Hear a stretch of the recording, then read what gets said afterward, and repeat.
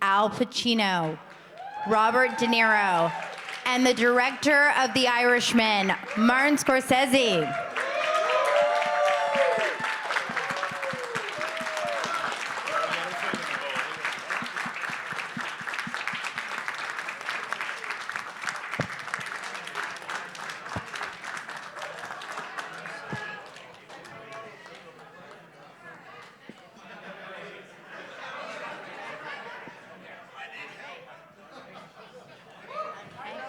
All right, wonderful. If everyone can take their seats. Everyone can take their seats. Fantastic. Cold out there. It's, Oh my God. it sure is. It's not a real It table. is. This is real. We have, clothes. okay. Here we go. Wonderful. Okay. All right, gentlemen, let's begin today's official Critics' Choice Association press conference. Let's do it. Journalist doing it? number 21. Okay. They go by numbers All right, like the excellent. old butcher shop. Remember? Oh, it's so good to start, isn't it? First, thank you. Since I am starting, thank you so much for taking this time with us today. I noticed throughout the movie themes of heavy choices, those kind of things. It got me curious in your own careers and lives. What are some of the most weighted choices that you've had to make in your own life, knowing that maybe it's a turning point in what you're doing in your career or other things like that, and how that maybe applies into identifying with the characters in the movie and the process of making the movie, all that kind of stuff. So, and by the way, Aaron Dicer, Springfield, Missouri, civpop.com and NBCKY3. It's like a whole life, don't you? It's like you want to start like when? And then you say, oh, I should have done that, and then I shouldn't have done, you know? What do you think, Al? Well, I really had trouble deciding whether I should do The Godfather or not. That's a joke. Eh? I'm wondering, yeah. That's very good. That's really good. You got me there. That was a tough one. I thought it was real. Okay. It was a life changer, but at the same time, that's all relevant in that it's relevant to where you are at that time in your life. So a decision you make based on instinct is different than this, you know. So that I know. But I made a couple of choices that. In terms of, you know, there's life choices, of course, there's which career is life, your work is life too. But I made a couple of choices that I thought were, I knew going in, and they turned out to be really very great for other people. I didn't do it, but at the same time, you know, it's sort of, when I look back at it, that's the choice I made. It didn't bother me at all that they turned out to be well, or, you know. So I can't remember a choice. There was one choice I made, but I cannot say it. Because if I say it, it's going to be about somebody who is still around and is working. And he isn't up on this stage, I'll tell you that right. But it was a choice of playing a character. And I was offered this tremendous opportunity. And I didn't feel right about it. And I then went to see somebody do something that it was connected to the role I would have played. But it was too late because some great actor had taken the part. And then when I saw it, they were great in it, so it didn't bother me. And then there was another one too that happened to. But I felt at the time I made a choice because there was a period of, I'm going on talking too much. I mean, I'm sorry. I have that sort of trail off thing. I go into it and I'm gone. It's That's Are you done yet? I'm waiting for Bob. Bob, you're going to do yours, right? that's great. Aren't your life choices or career choices, or how do you? Well, Yeah, I mean, I've had a lot. It's too complicated to go into in this situation, but I guess in relation to this movie, I'm very happy that we worked so hard to get it to where it is today, and because we worked hard and are part of something very special, and then I'm so grateful that it seems to be getting a great reception, and that's, so that's a good feeling for me in my life and everybody around me. So I feel really terrific about that. I have so many other life choices that I couldn't go into. In a book you could do it, but here, that I'm going this, whatever. So I hope that's a decent answer. Okay. Do I have to answer? Well, I mean, it's a complicated thing, of course. I mean, I found that over the years, the choices I made in terms of making films, it got to a point that each film was another lifetime, and I went ahead and made choices as to what I felt comfortable with. I tried some experiments from time to time, but in so doing, I backed out of 2 or 3 major movies that became very popular and very famous and award-winning and that sort of thing. But I couldn't find my way in there. I didn't know why until years later. Years later, when it became. So I always have this line about the professional and the amateur in a way. Like if I stayed an amateur, I think that was pretty good. But an amateur is the word love is an amateur. I'm not putting down professionals, and I always wish I could be. But it took me a long time to understand that, and I guess I shied away from certain projects because I just didn't know how to do them. I didn't feel I had that connection with it, and the connection has to be something personal. And there are other reasons too, but it's a little more layered than what I'm saying. But when the film you didn't do is a great success, maybe no, I couldn't. I couldn't do it. And if I had made it, it wouldn't have been the great success. I don't mean to be self-deprecation, but what I mean is that it would have been a different film. You follow? And so, you made your choice. Okay, journalist with the number 44. Hi, Scott Menzel, We Live Entertainment. Wait for the mic. Oh, sorry. Sorry. Scott Menzel, We Live Entertainment.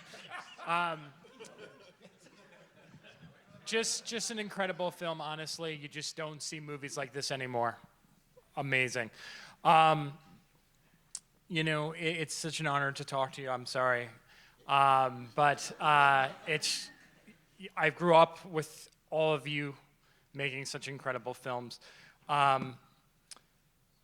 Talk about the challenges of reuniting, and for you, Pacino, for the first time with him, but for you, De Niro, reuniting with him after all these years. Is that a challenge? Who goes first? Because he was asking you guys about reuniting with me. Well, Al and I have known each other over the years. We've known each other for decades, since we were in our 20s. And we've worked a couple of times together, and we've had an unusual relationship in some ways, and maybe not so unusual, where we always felt close because of our situations, and we would commiserate or confide or talk or get advice about things over the years, over the decades. And we've worked together too. And with this project, Al and I were at an opening in Europe. I think it might have been London. It was London, Paris, or Spain. And we were so, the people were so great, and the crowd. So we said, why not? One day we hope that we'd be as deserving of this kind of adoration with something that we're more proud of, and then so that this to us is what that is. And I remember the last day of Al's shooting in the Irishman, and I said, remember when we said that to each other that time? And this, you know, for nothing else, we did it in this movie, and we will be proud of it. We are proud of it. So I don't know if that's answering the question or not, but I'm just sort of, you know. Look,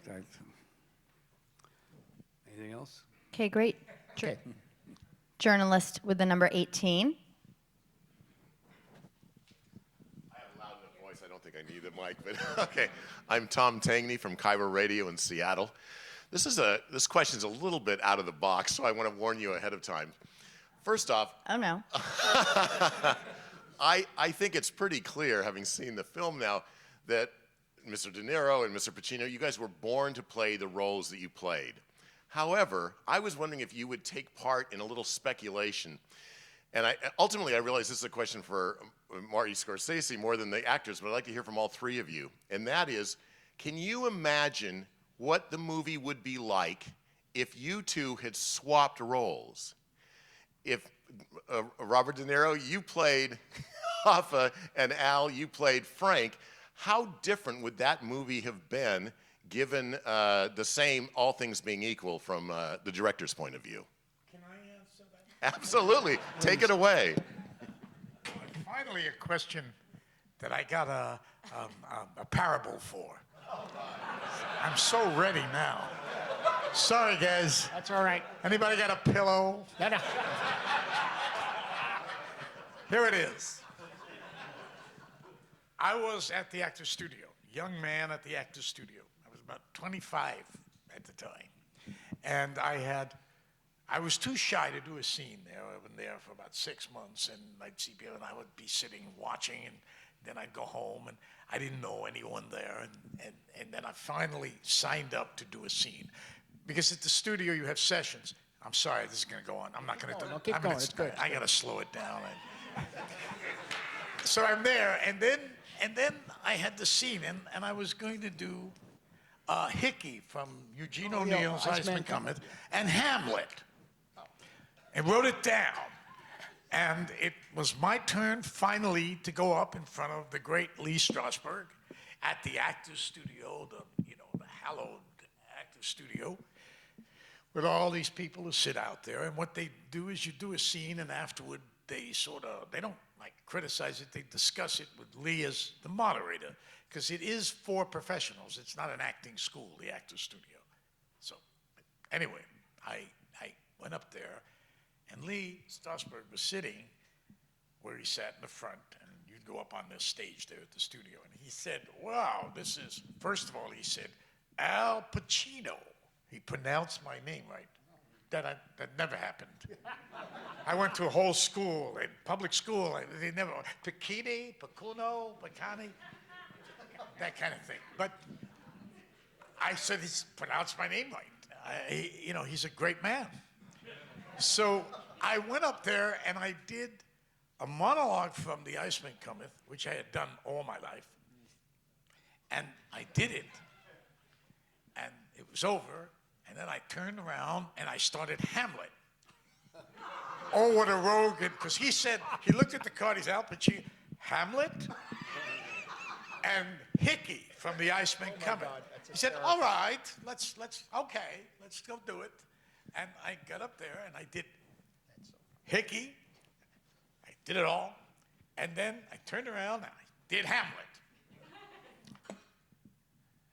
And he said to me, stopped the class, everything was quiet, and he said, all right, I want you to do Hickey as Hamlet, and Hamlet as Hickey. Wow. There you go. That's great. Right? That is great. What did I do? Immediately, I went into Hickey as Hamlet, and Hamlet as Hickey. I did them both, and you know what he said? We take in all kinds here, and the audience was standing up at the Actors Studio. So what happened is I did both parts relatively well, I guess. But the point is, that's the point. You inspired that story. I'm sorry, but It's good. does it answer it? Does it answer it? I've been wanting to tell that story for years. Finally, I've been. Hard to top that. Journalist number 63. How you doing? This is an honor. Thank you. Robbie's score was brilliant. Thank you for shooting on 35mm film. It looked glorious. It really, really, really did. I wanted to talk to you specifically about the de-aging, not the CGI aspect of it, but the way you shot it on set, how you lit those scenes, how you were able to get those scenes shot so that your visual effects artist could de-age them. And for Mr. Pacino and Mr. De Niro, when you saw the younger version of yourself on screen for the first time, what is the one role of yours that came to mind when you saw that younger version of yourself? And Kevin McCarthy, WTTG, Washington, D.C. Thank you very much. Should I answer first? Technical issue? This computer-generated imagery was really designed by ILM, Pablo Hellman, and everybody there. And so, in conjunction with Rodrigo Prieto, they worked this out in terms of lighting, is stuff that I didn't necessarily participate in terms of, there were some technical things, and why is that there? And that explained, well, because the marker on the face has to hit a certain place, et cetera. But I didn't find that their work with the technical aspects of the lighting that was necessary interfered in any way with what I was doing and what the actors were doing. And I think the one of the key changes that we noticed on set really was the cameras themselves. The cameras had 3 lenses. And I was shooting 2 cameras a lot of the time, so we had 6 lenses. And we had extra crew. And we were carrying 9 cameras altogether because of other issues. And so it became a pretty big operation in a way. And there was a little ritual.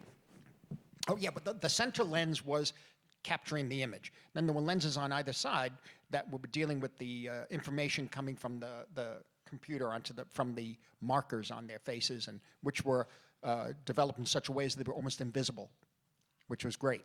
And the thing about it, then there was this sort of ritual after each time we did a take. Everything would stop, and a young man would come out, and he'd have a board with some kind of design on it, and he'd move it a certain way. And I'd be looking at, what the hell is this? And then it was dead quiet, and then he goes back, and then he comes out with a silver ball. And the ball moved. And I would call it the adoration of the ball at this point.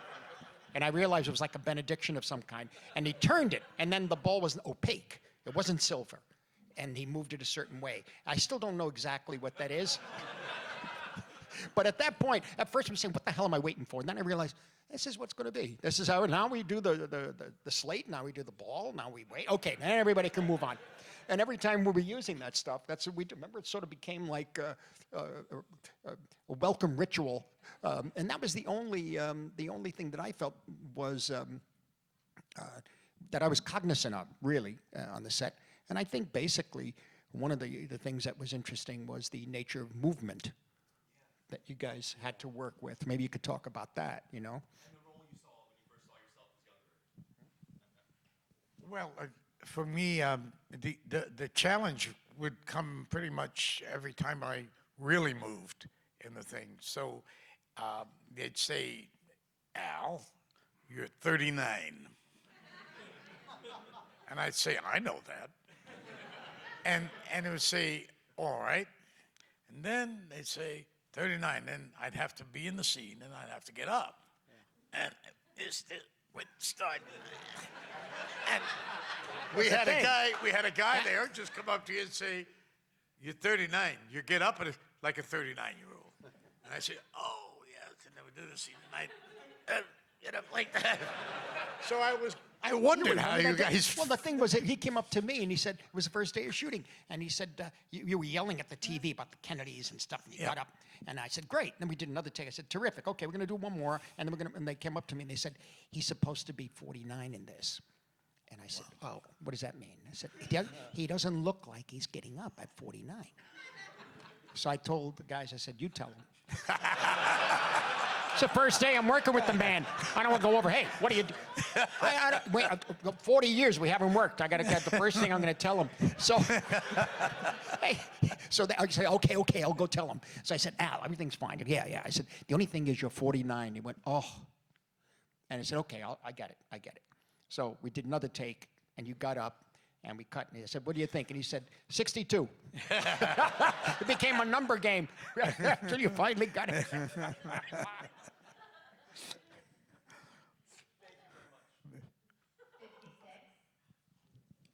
56?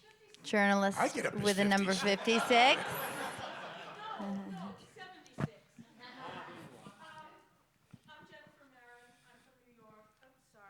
I'm Jennifer Marin. I'm from New York.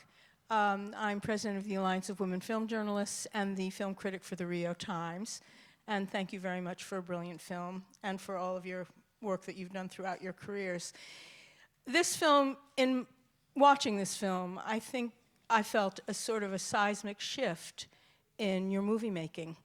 There is a real connection here to concern about social impact and the effect that film can have in the world. And you've been obsessed and working on the issue of corruption and crime for many, many years. I'm just wondering whether you came into this with a notion of, or you feel that there has been a change in your, the overall working, the overall structure of the film and the overall intent of the film with regard to social and political issues of the day.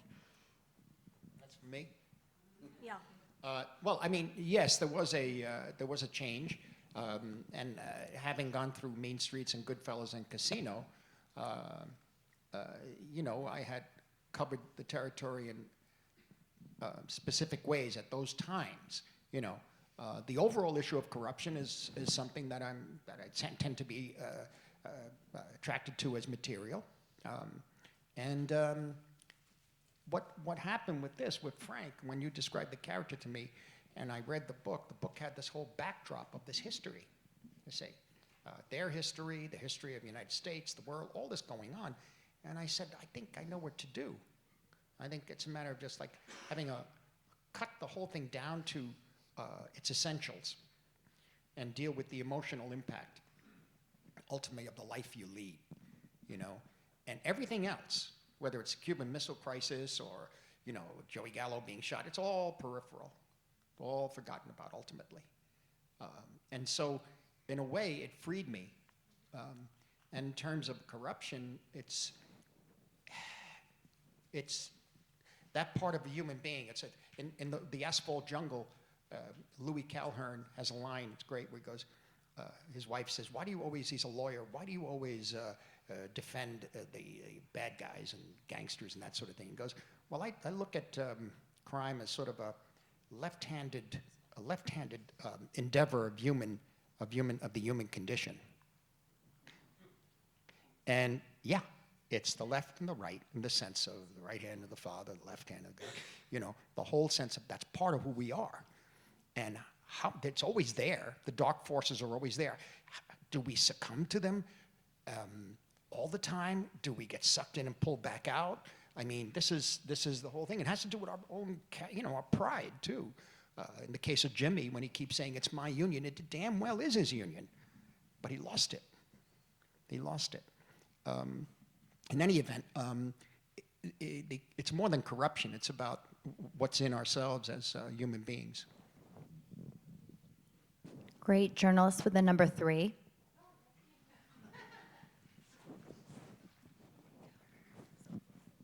Hi, good afternoon. I'm Kathy Woods, Couple Social.